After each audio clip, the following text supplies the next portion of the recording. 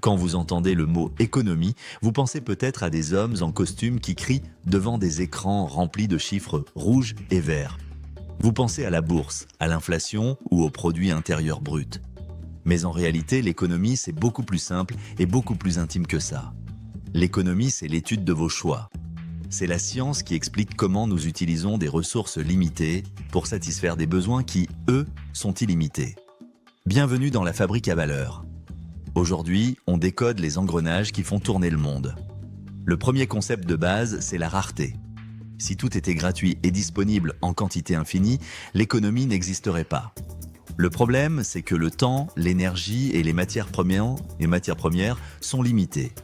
À cause de cette rareté, chaque choix a un coût. C'est ce que les économistes appellent le coût d'opportunité.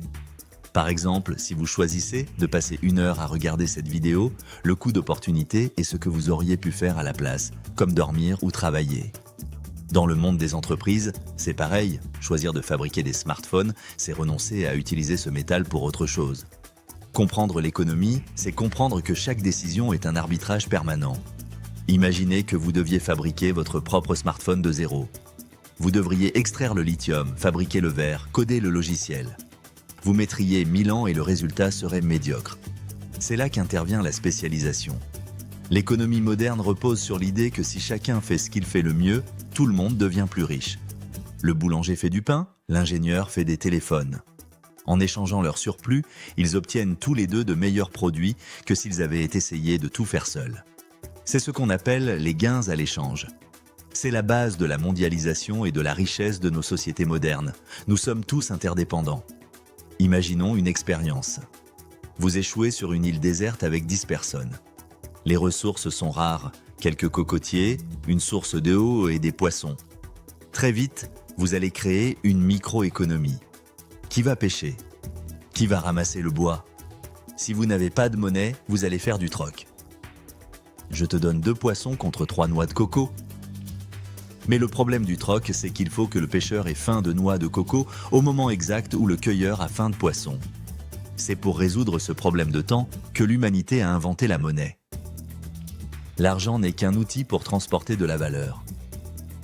Sur votre île, un simple coquillage rare pourrait devenir votre premier billet de banque, car tout le monde a confiance en sa valeur d'échange.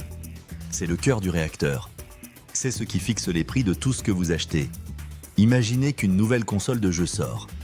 Si tout le monde la veut, mais qu'il n'y en a que 10 en magasin, alors la demande est forte et l'offre est faible. Résultat, le prix explose. Comme lors de la sortie de la PlayStation 5, les scalpers ont fait exploser le prix de revente. A l'inverse, si les rayons sont pleins et que personne n'achète, le magasin baisse le prix. Le prix est un signal. Un prix qui monte indique aux producteurs qu'il faut fabriquer plus. Un prix qui baisse leur indique qu'il faut s'arrêter. C'est cette main invisible qui équilibre le monde en permanence. Sans prix, nous serions incapables de savoir ce qui est vraiment utile à la société à un instant donné. Mais d'où vient l'argent pour créer de nouvelles entreprises? C'est le rôle du crédit. Le crédit, c'est comme une machine à voyager dans le temps. Il vous permet de dépenser aujourd'hui l'argent que vous ne gagnerez que demain. Si vous empruntez pour acheter une machine qui vous permet de produire plus, vous créez de la richesse.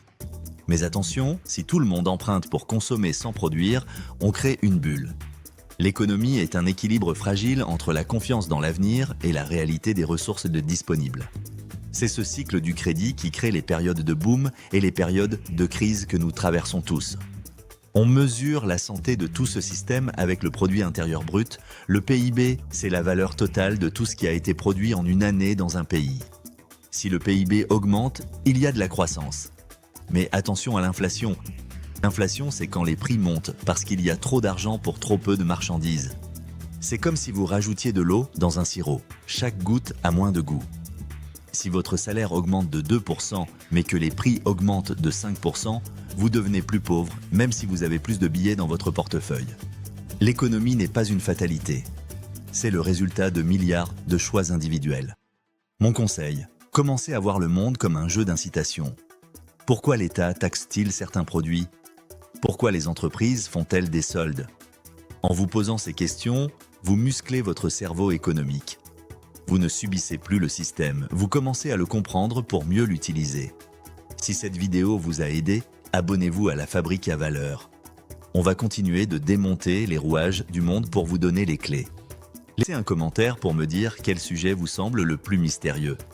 À très bientôt dans la fabrique.